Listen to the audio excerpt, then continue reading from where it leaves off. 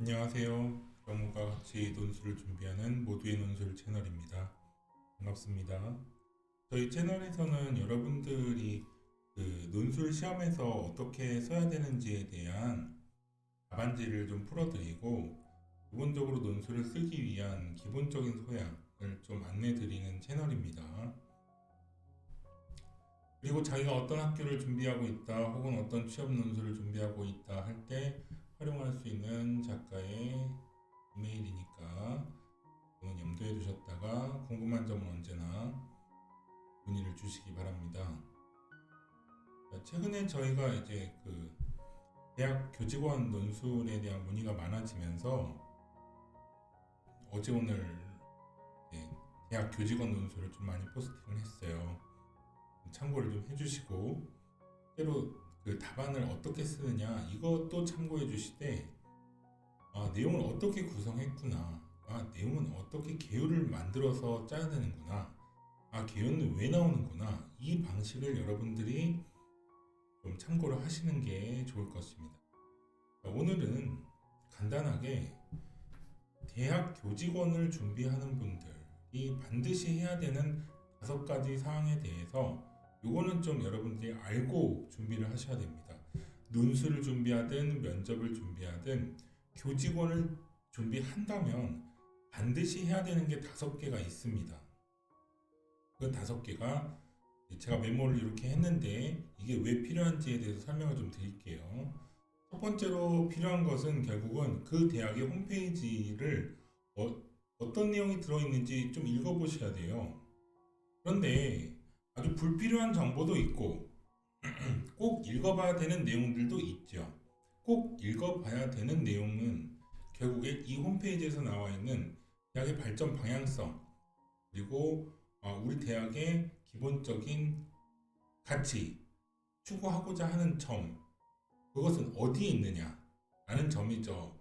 예를 들어서 연세대학교 같은 경우는 신앙을 바탕으로 한 봉사와 희생을 여러분들에게 요구하고 있고요.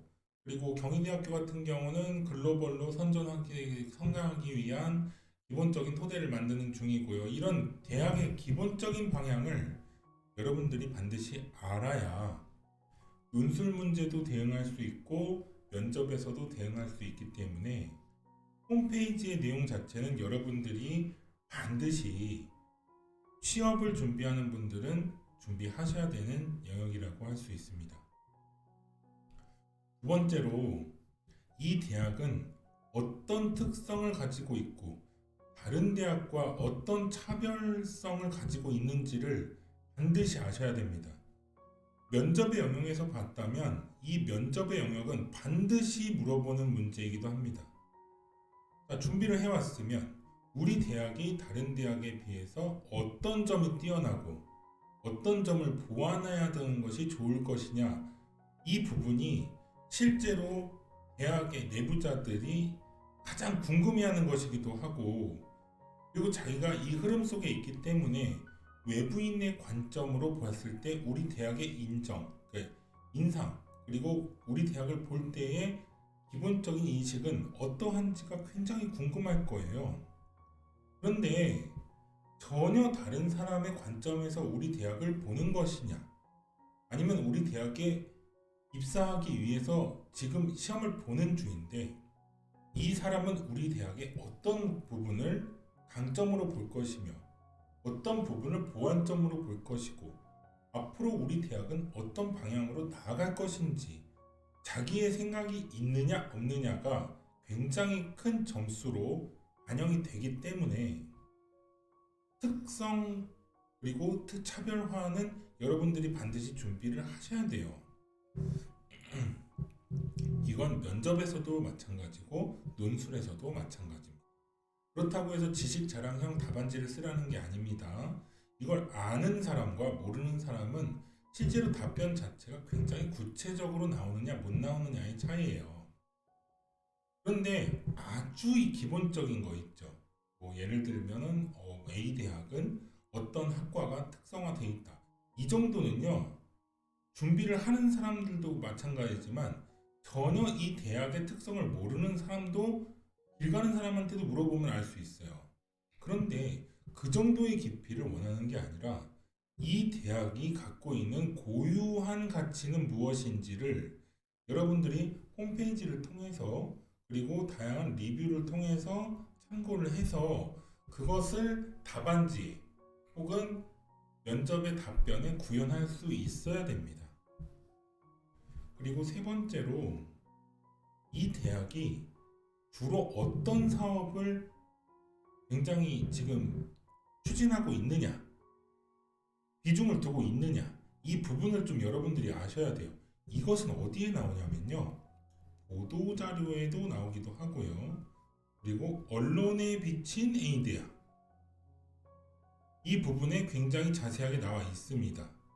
그러니까 예를 들어서 이 대학교가 뭐 지역사회와 연관, 지역사회와 연계 이런 부분에 대해서 뭐 2021년 혹은 2020년에 굉장히 많은 언론에 노출이 되었고 그리고 사진도 많이 제공되었다라고 한다면 이 대학은 최근에 지역사회와 연계성을 높여서 어떤 가치를 쫓고 있는지를 여러분들이 아셔야 된다는 거예요.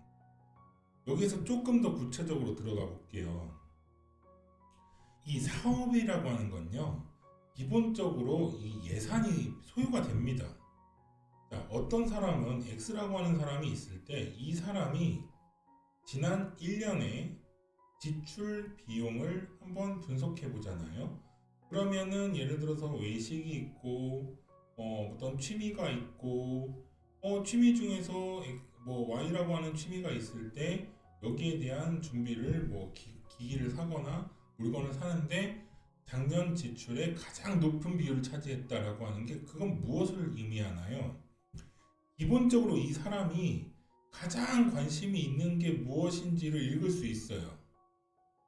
1년간의 지출을 보면 결국에 이 대학의 사업 방향에서 가장 근본적인 코드를 읽고 싶으시다면 이 보도자료나 언론에 노출된 내용에서 이 사업 분야가 어느 부분에 많이 치중되어 있느냐를 여러분들이 좀 찾으셔야 됩니다.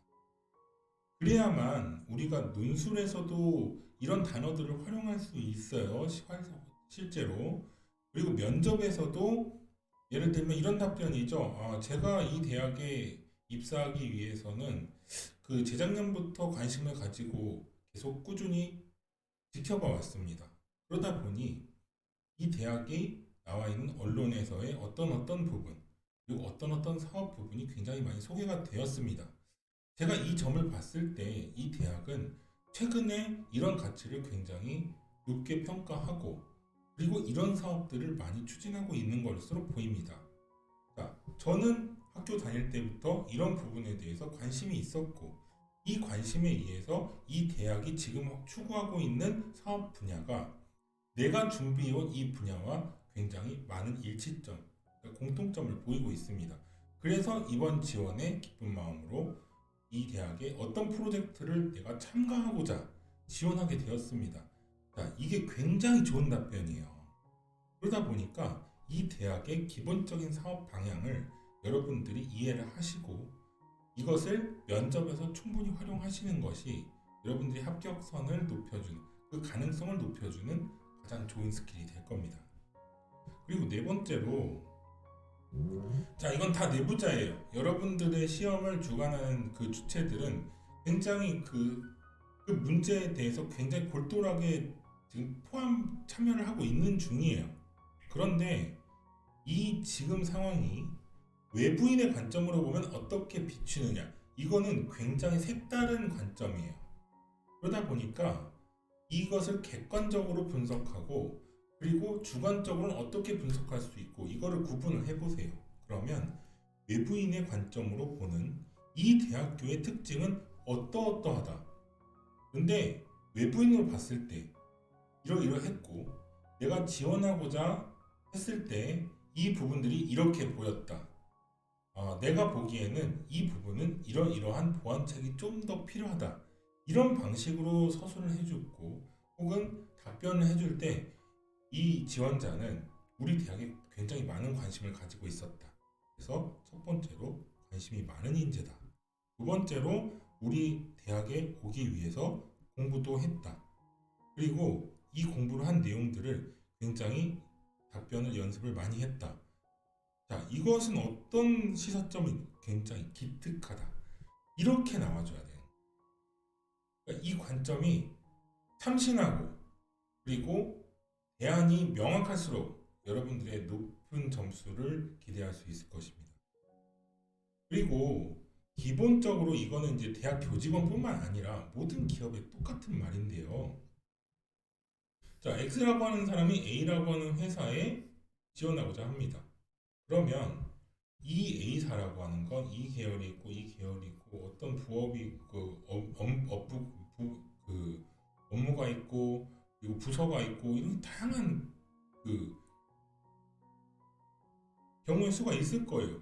그럼에도 불구하고 A라고 하는 사람이 나는 이 대학에 어떤 프로젝트를 이렇게 진행하고 싶다라고 하는 자신의 비전이 있는 사람과 그 비전 자체가 없고 시키는 일은 잘한다, 적응력이 뛰어나다 이런 캐릭터가 있다고 합시다. 자, 이 학생은 그러니까 이 지원자는 목표를 가지고 있고 Y라고 하는 지원자는 전반적인 능력이 뛰어나고 아직 어떤 업무를 볼 수 없기 때문에 잘 모르겠지만 나는 어떤 일이든 잘할 수 있다. 이런 캐릭터가 있으면요. 분명히 이 캐릭터가 높은 점수를 받을 수밖에 없습니다. 이해되세요? 그러니까 여러분들이 이 1번, 2번, 3번을 분석해 보면서 나에게 가장 맞는 프로젝트 혹은 내가 한다면 정말 잘할 것 같은 사업 방향이 있다고 한다면 이 사업 방향을 내가 한다면 어떤 방향으로 혹은 지금 현재 방향에 내가 어떤 요소를 끌어오고 싶다 등등의 개인적인 프로젝트와 이 대학의 기본적인 발전 가능성은 어디에서 찾을 수 있다. 이런 부분들을 자기의 생각을 정리하고 실제로 시험에 응시하시는 것이 여러분들에게 가장 높은 점수를 부여할 수 있을 겁니다. 그래서 이건 논술의 영역이긴 하지만 그래도 여러분들이 이제 교직원 논술을 준비하는 데 있어서 최소한 이 5가지 영역은 충족을 하셔야지 이 대학이 그 지원자에게 좋은 인상을 받을 수 있고 그 좋은 인상은 역시 점수로 부여할 수밖에 없어요. 다른 영역이 없잖아요. 그러다 보니까 이 5개는 여러분들이 꼭 숙지해 주시고 그 취업을 준비하는데 활용하시면 논술부터 면접까지 거의 이것이 마무리잖아요. 그러다 보니까 승진 혹은 취업 이런 부분에 대해서 같은 맥락입니다.